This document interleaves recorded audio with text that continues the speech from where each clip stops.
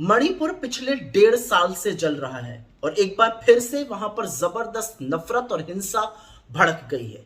इस बार नदी में जो तैरती लाशें मिली हैं उसमें से एक लाश एक 8 महीने के बच्चे की है। आपने सही सुना, 8 महीने के बच्चे की। 6 महिलाएं और बच्चों की हिंसा के चलते मौत हो चुकी है।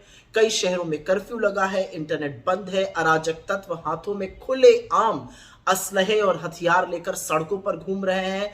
गुस्से से बौखलाए लोग विधायकों का घर तक जलाने को आतुर हैं और ऐसे में प्रधानमंत्री मोदी एक बार फिर से लापता है। जब जब मणिपुर के हालात बदतर होते हैं वो विदेश के दौरे पर निकल जाते हैं और ऐसा उन्होंने एक बार फिर से किया है। जलते हुए मणिपुर को अपने हाल पर छोड़कर वो विदेश के दौरे पर है। पिछले 1.5-2 साल से मणिपुर जल रहा है और इस देश के प्रधानमंत्री ने एक बार भी न शांति की अपील करी है, न मणिपुर गए हैं वहां के लोगों की सुध लेने।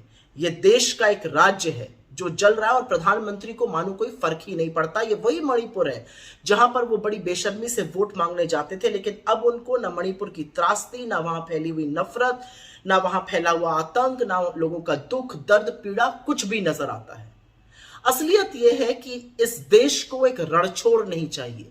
इस देश को एक ऐसा प्रधानमंत्री चाहिए जो इस समय मणिपुर के लोगों के आंसू पोंछे और उनको यह एहसास और विश्वास दिलाए कि वो उनके साथ खड़ा है, वो उनके हर सुख दुख का साथी है।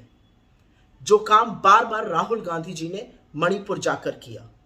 गृह मंत्री अमित शाह से खैर कुछ भी अपेक्षा करना बेमानी है, वो चुनाव प्रचार में मशगूल है।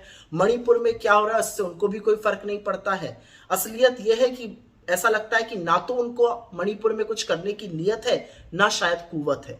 लेकिन जलता हुआ मणिपुर अपने प्रधानमंत्री का इंतजार कर रहा है, वो प्रधानमंत्री जो मणिपुर को उसके हाल पर छोड़कर बार बार जब सिचुएशन बद से बदतर हो जाती है विदेशी दौरे पर निकल जाते हैं।